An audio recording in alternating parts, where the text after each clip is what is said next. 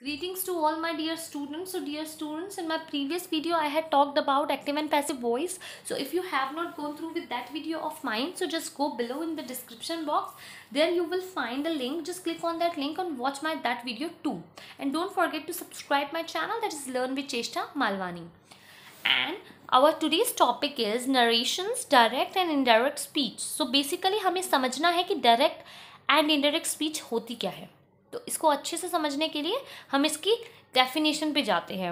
There are two ways to convey the messages to others. दो तरीके हैं सामने वाले तक अपनी बात पहुंचाने के. The first way is to reproduce the actual words of the speaker.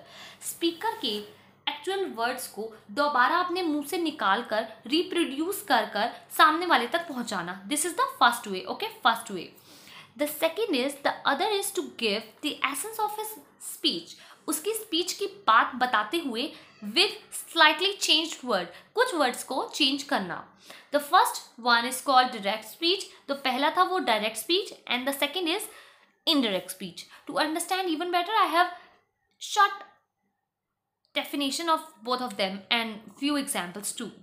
तो जैसा कि आपको पता है कि indirect speech we repeat the original speaker the exact words, right. हम डायरेक्ट स्पीच में हम रिपीट करते हैं स्पीकर के ओरिजिनल वर्ड्स को, एक्सेक्ट वर्ड्स को. ओके. इनडायरेक्ट स्पीच में, in indirect speech we describe the speaker, right. हम स्पीकर को डिस्क्राइब करते हैं इन ओन वर्ड्स, हमारे खुद के शब्दों में. ओके. अब दो चीज़ें हैं जिसे हमें समझना बहुत ज़रूरी है, जो कि है रिपोर्टेड वर्ब और रिपोर्टेड स्पीच. ओके. तो पहले मैं बता दूं आपको कि यहाँ पे जो वर्ड दिख रहा है आपको सेड, ये आपका रिपोर्टेड वर्ब होगा और दैट के बाद का सेंटेंस आपका रिपोर्टेड स्पीच होगा, वो स्पीच जो बोली गई है. कुछ रूल्स हैं, उनको और अच्छे से समझते हैं तभी हम समझ पाएंगे कि डायरेक्ट स्पीच से इनडायरेक्ट स्पीच में कैसे जाते हैं. So here are some basic rules for changing direct speech into indirect speech. तो चलिए समझते हैं. सबसे पहला है रिमूव द इन्वर्टेड कमास. जो ये इन्वर्टेड कमास आप देख रहे हैं, इन्हें हमें सबसे पहले रिमूव करना होता है.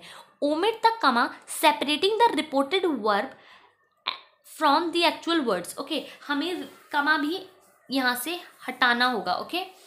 Use that to introduce the reported speech. Reported speech को शुरू करने से पहले आपको दैट लगाना होगा. Change the form of verb when the reporting verb is in past tense, right. जब आपकी रिपोर्टिंग वर्ब पास्ट टेंस में हो तब आपको रिपोर्टेड स्पीच को चेंज करना है. But when the reporting verb is in present and future tense, we do not change the form of the verb in reported speech. इसका ये मतलब है कि जब आपकी रिपोर्टिंग वर्ब पास्ट में हो तब तो आपको रिपोर्टिंग स्पीच चेंज करनी है. बट अगर आपकी रिपोर्टिंग वर्ब प्रेजेंट या फिर फ्यूचर में है तब आपको अपनी रिपोर्टेड स्पीच को चेंज नहीं करना है. To understand it even better I have few examples, so let's have a look. तो जैसा कि आप यहाँ देख रहे हैं, Anisha said my brother is writing a letter. सबसे पहले आपको पता चल गया कि ये जो है ये रिपोर्टेड वर्ब है और ये पूरा सेंटेंस आपका रिपोर्टेड स्पीच का काम करेगा. अब आप ये देखेंगे कि रिपोर्टेड वर्ब आपकी है पास्ट में. ओके. से का होता है सेकंड फॉर्म सेड. तो उस सिचुएशन में आप यहाँ पर दैट इंसर्ट कर कर कमा, इन्वर्टेड कमास हटाकर यहाँ पर चेंजेस करेंगे और आपकी रिपोर्टेड स्पीच में चेंजेस होंगी because it is in past. Okay, now let's move on the next example, that is Mohan will say cricket is a boring game. यहाँ पर आप देखेंगे आपकी जो रिपोर्टेड वर्ब है वो फ्यूचर में है और अभी अभी हमने पढ़ा कि अगर आपकी रिपोर्टेड वर्ब फ्यूचर में हो तब आपकी रिपोर्टेड स्पीच वैसे की वैसे ही रहती है. सिर्फ आपका एक चेंज होता है, वो है दैट का. हमने दैट लगाया और सारी चीज़ वैसे की वैसे ही लिख दी. नाउ द टीचर सेज, यहाँ पर आप देखेंगे आपकी रिपोर्टेड वर्ब जो है वो प्रेजेंट में है और इस सिचुएशन में भी आपको अपनी रिपोर्टेड स्पीच को चेंज नहीं करना. तो जैसा कि आप देख रहे हैं, द टीचर सेज दैट, यहाँ पर हल्का सा चेंज हुआ दैट में. The earth moves around the sun. ये वाला सेंटेंस और ये वाला सेंटेंस एकदम सेम है. तो आप ये चीज़ समझ गए होंगे कि जब रिपोर्टेड वर्ब आपकी पास्ट में हो तब रिपोर्टेड स्पीच चेंज होगी, पर जब आपकी रिपोर्टेड वर्ब फ्यूचर या प्रेजेंट में हो तब आपका रिपोर्टेड स्पीच चेंज नहीं होगा। Okay, understand few more rules. तो जैसा कि आप देख रहे हैं, change the personal pronouns accordingly, आपको प्रोनाउंस को चेंज करना है अकॉर्डिंग टू द टेंस।